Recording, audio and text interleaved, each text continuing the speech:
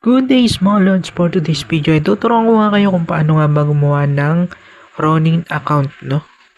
Or Ronin wallet. So, click lang natin tong Play Store. Hanapin lang natin yung Play Store. Ito, yan. So, click lang natin yan. Type lang natin dito. Click natin tong search. And then, dito sa taas, i-type mo nga lang yung Ronin wallet. Yan. So, ito. Click mo yan. So, sa akin na-install ko na. So, install nyo nga lang yun sa inyo, no? Ito. Dito sa baba. And then, kapag tapos na, open nyo lang. Tapos, click nyo lang tong create wallet.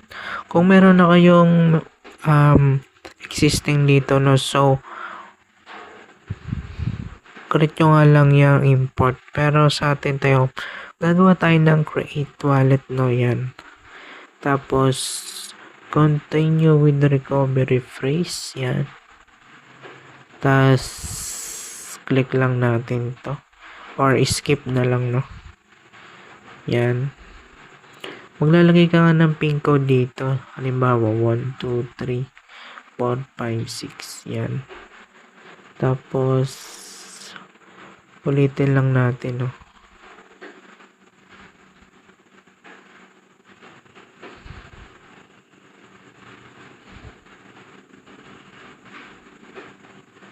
Tapos, click nyo lang tong allow. Tapos, continue, no?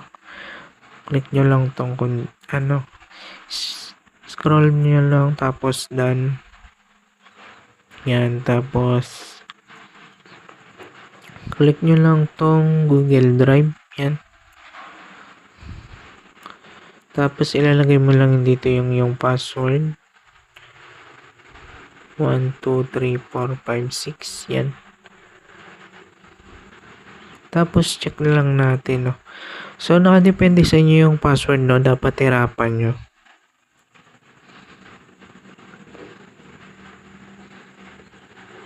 Kailangan daw skip na nga lang natin yan. So, yan. Meron na tayo ditong account kaya dito. At paano nga ba makita yung inyong recovery phrase nga dito, no?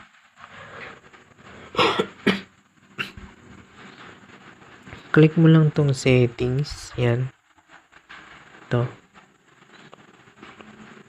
Tapos, pwede ka nga mag-add dito mga lods, no? So, click mo lang tong address 1. Pwede mo nga i-rename yan.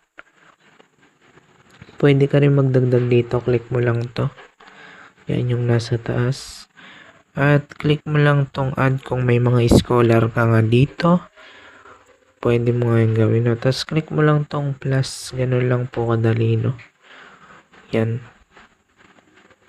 Tapos pwede ka naman dito sa my settings. Dapat isave mo to or isulat mo sa yung notebook, no? Or sa mga bagay na ikaw lang yung makakakita, no? Para kung sakali malimutan mo yung recovery phrase mo is aalala mo pa rin, no? Click lang natin tong security and privacy. Hindi pala yan. Saan ba yun? Ito. Yan. Click mo lang to. Tapos, dito sa may show recovery phrase. Sa ginawa mo yan, no? Proceed mo lang. Click mo lang yan. Tapos, ilagay mo lang dito yung password mo. Yan. Tapos, reveal. Yan. So, ito. Yan yung ano mo dito, no? Sa atin, hindi yan, no? Gawa-gawa lang natin yan. At pwede mo na nga i-copy at isulit sa iyong notebook para lagi mong naaalala, no? At ganun nga lang po gumawa ng account dito kay Ronin Wallet, no? At sana nakatulong tong video. Please like, subscribe, and hit the notification bell para updated nga kayo sa mga video pa nating lalabas tungkol dito sa mga tutorial. Yun lang po, and God bless.